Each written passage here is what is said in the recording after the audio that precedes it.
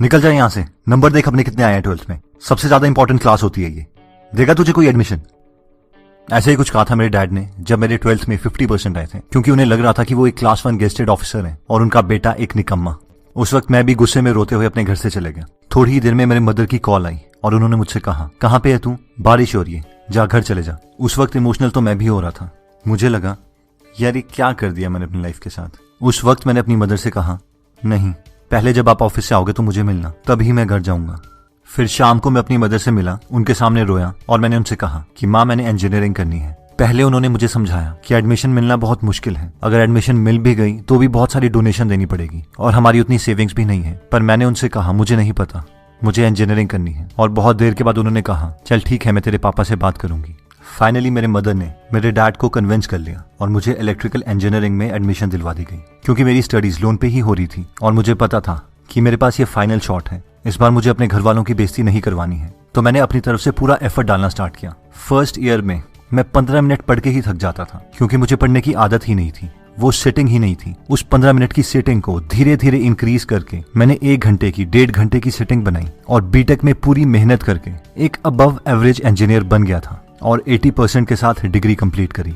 मेरी 2 जगह campus placement हो गई थी, लेकिन उनमें से मैंने कोई भी ज्वाइन नहीं की। मुझे लगा कि मैं अभी इतना अच्छा इंजीनियर नहीं बना हूं और मैंने गेट एग्जाम के लिए प्रिपेयर करना शुरू किया और मेरे से जितना हो सकता था मैंने अपनी पूरी मेहनत करी। जैसे ही गेट का एग्जाम हुआ तो उसके रिजल्ट आने में कुछ टाइम था और उस वक्त मैं फ्री हो गया था और तब तक मेरी ये हैबिट बन चुकी थी कि मुझसे फ्री नहीं रहा जाता था। मैंने सोचा कि मेरे जैसे बहुत स्टूडेंट्स हैं जिन्हें स्टडीज में इसलिए इंटरेस्ट नहीं आता क्योंकि उन्हें चीजें समझ नहीं आती, और मेरे अकॉर्डिंग इसका रीजन था कि हमारी जो बुक्स लिखी गई हैं वो बहुत ही बोरिंग वे में लिखी गई हैं। पहले हमें पूरा कॉन्सेप्ट पढ़ाया जाता है और उसके बाद बताया जाता है कि उस कॉन्सेप्ट की एप्लीकेशन क्या है, जबकि प्रोसेस बिल्कुल उल्टा होना चाहिए। पहले हमें किसी चीज की रियल वर्ल्ड एप्लीकेशन बतानी चाहिए, उस चीज को फिजिकली रियल लाइफ में दिखाना चाहिए और उसके बाद धीरे धीरे डिटेल में घुसना चाहिए। उस वक्त मुझे लगा था कि मुझे बहुत नॉलेज हो गई है, इसलिए मुझे एक यूट्यूब चैनल स्टार्ट करना चाहिए और बाकी स्टूडेंट्स की मदद करनी चाहिए।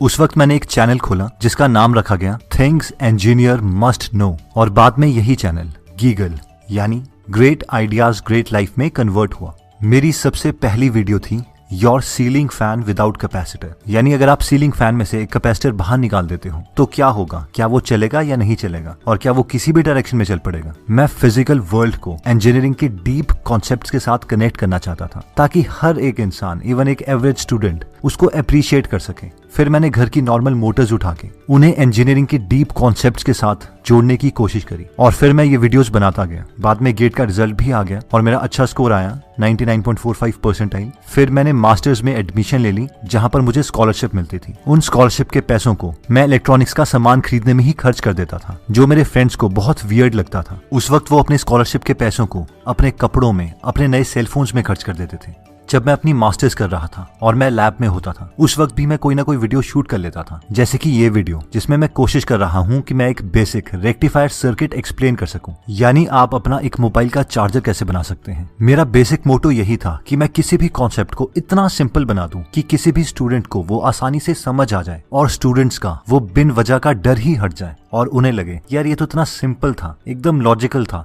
उस वक्त तक मुझे इंजीनियरिंग से बहुत प्यार हो गया था। मुझे लगा कि मुझे एकदम लेटेस्ट टेक्नोलॉजी पे काम करना है और मैंने सर्च करना स्टार्ट किया तो मुझे पता लगा कि आगे 2 टेक्नोलॉजीज हैं जो फ्यूचर बन सकती हैं, जिनमें से पहला था IoT यानी इंटरनेट ऑफ थिंग्स। हम इंसान तो इंटरनेट से बात करते ही हैं, उसे यूज करते ही हैं, लेकिन अब सारी थिंग्स, आपका फ्रिज, आपकी प्रेस, आपके घर के स्विचेस, इन सब चीजों को भी इंटरनेट से कनेक्ट करना ताकि ये खुद के डिसीजंस ले सकें, स्मार्ट बन सकें। और दूसरी टेक्नोलॉजी थी वेरिएबल इलेक्ट्रॉनिक्स, यानी इलेक्ट्रॉनिक्स को आप पहने, उसमें सेंसर्स कनेक्टेड हों और उन डेटा से आप और एक्शंस ले सकें। तो मुझे लगा कि मैं इन दोनों टेक्नोलॉजीज को कंबाइन करता हूं।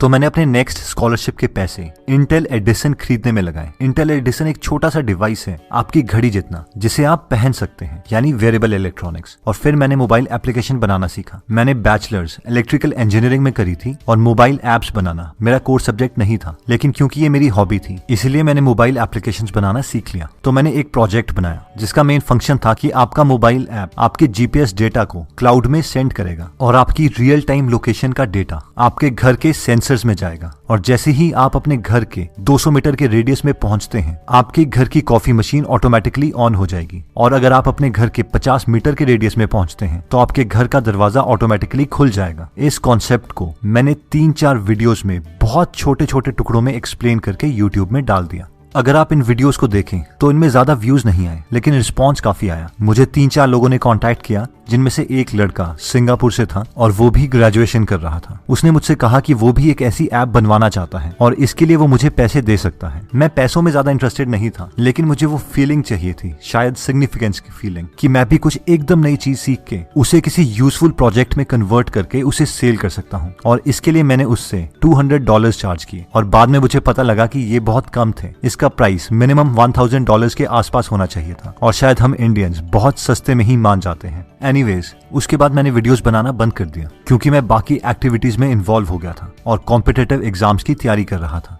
इसके काफी टाइम के बाद मैंने एक चैनल देखा, फाइट मीडियोक्रिटी, जो कि इन्होंने बनाया है। इनके नाम की प्रोनाउंसिएशन काफी डिफिकल्ट है और मैं इसे गलत प्रोनाउंस नहीं करना चाहता। एनीवेज, इस चैनल का मेन कॉन्सेप्ट था कि बुक को समराइज किया जाए और उसे एनिमेशन की फॉर्म में दिखाया जाए, जिससे मैं बहुत ज्यादा इंस्पायर हुआ। मैंने बचपन में भी काफी बुक्स पढ़ी थी, बेशक अपनी स्कूल्स की बुक्स ना पढ़ी हूँ। मुझे लगा मैं इस चीज को बहुत बेटर कर सकता हूँ क्योंकि ये बुक की इतनी ज्यादा डिटेल्स रिवील नहीं करते थे। और उसके बाद मैंने अपने फ्री टाइम में बुक्स को समराइज करना स्टार्ट किया। जहां तक मेरी नॉलेज है, फाइट मीडियोक्रिटी ही पहला चैनल था जो इस कॉन्सेप्ट को लाए थे। और उसके बाद इम्प्रूवमेंट पिल, 1% बेटर, प्रैक्टिकल साइकोलॉजी जैसे चैनल्स इनसे इंस्पायर होके खुले। उनमें से मैं भी एक था जिसने अपने वे में, अपनी लैंग्वेज में बुक्स को समराइज करना स्टार्ट किया। और मुझे खुशी है कि आप लोगों को भी वो वीडियोस बहुत पसंद आई, इसीलिए मैंने इसे अपने फ्री टाइम में कंटिन्यू रखा। जब मैंने ज्यादा बुक्स को समराइज करना स्टार्ट किया, तब मैंने सारी टेक्नोलॉजी वाली वीडियोस को जो मैंने पहले बनाई थी उन्हें प्राइवेट कर दिया। ऑल्दो ये सारी वीडियोस अभी भी इस चैनल में अवेलेबल है और इस चैनल का नाम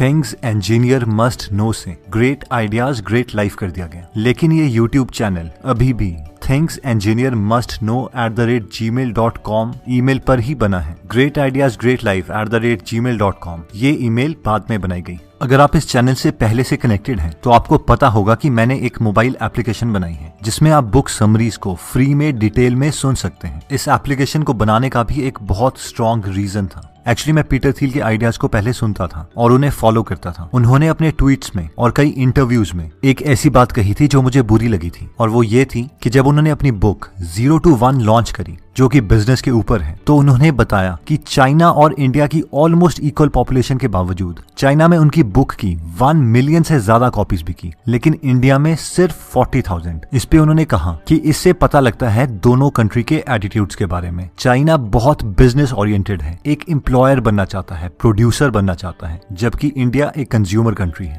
My 0 to 1 book was a incredible bestseller in China. We sold over 1 million copies in China.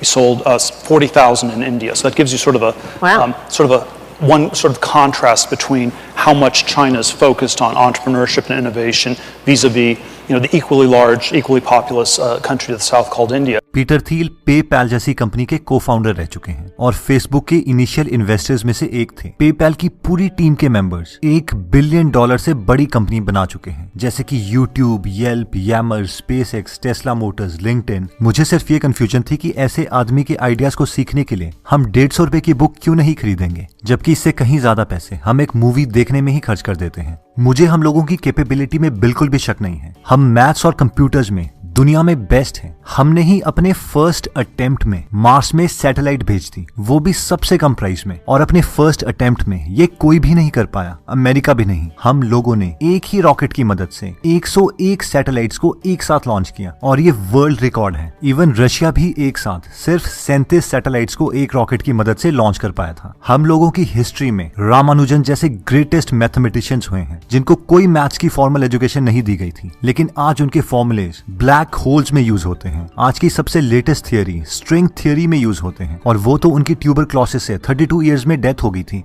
वरना वो मैथमेटिक्स में बहुत सारी डिस्कवरीज कर चुके होते। तो अब सवाल ये आता है कि जब हम इतने केपेबल हैं तो हम एक एम्प्लॉयर क्यों नहीं बनते, हम 0 to 1 जैसी नॉलेज क्यों नहीं लेना चाहते। जब मैंने रिसर्च करी तो इसके मुझे 2 रीजंस लगे। पहला, 0 to 1 बुक की ट्रांसलेशन चाइनीज में थी लेकिन हिंदी में नहीं, यानी लैंग्वेज बैरियर। एंड सेकंड, क्योंकि हमारी हिस्ट्री में ज्यादातर लोग बिजनेस की तरफ ओरिएंटेड नहीं थे, इसलिए हम इसे रिस्की समझते हैं और अपना ज्यादा टाइम इन्वेस्ट नहीं करना चाहते। तो इन दोनों प्रॉब्लम्स को, लैंग्वेज बैरियर और टाइम बैरियर, इसे मैंने सॉल्व करने की कोशिश करी और खासकर 0 to 1 बुक हिंदी में खुद की आवाज में काफी डिटेल में समराइज करी। और मैं चाहता हूं कि मैं गीगल ऐप में ज्यादा से ज्यादा बिजनेस ओरिएंटेड बुक्स लेके आऊं, उन बुक्स को लेके आऊं जो हिंदी में ट्रांसलेट नहीं होती, जिसकी वजह से हम में से वो लोग जो लॉजिक में बहुत ज्यादा अच्छे हैं सिर्फ इस वजह से पीछे रह जाते हैं क्योंकि उनके पास वो ग्रेट आइडियाज नहीं होते। और मैं जानता हूं कि अगर हमें वो आइडियाज मिल जाएं और हम बिजनेस ओरिएंटेड डायरेक्शन में चल पड़े, एक प्रोड्यूसर कंट्री बनने की डायरेक्शन में चल पड़े, तो हम इंडिया को बहुत ज्यादा आगे ले जा सकते हैं, या फिर एटलीस्ट अपनी फैमिली को वो फैसिलिटीज प्रोवाइड कर सकते हैं जो वो डिजर्व करते हैं। आई होप मेरी ये छोटी सी स्टोरी देख के आप भी मोटिवेट हुए होंगे कि हम किसी भी लेवल से किसी भी लेवल तक पहुंच सकते हैं। जहां तक रही YouTube में सक्सेसफुल होने की बात, तो मैं इसके लिए एक अलग से वीडियो बनाऊंगा क्योंकि ये वीडियो पहले ही बहुत लंबी हो चुकी है। बाकी अगर आप गीगल ऐप डाउनलोड करना चाहते हैं तो आप डिस्क्रिप्शन में दिए हुए लिंक पे जाके ये ऐप फ्री में डाउनलोड कर सकते हैं। गीगल को सुनते रहिए। जय हिंद।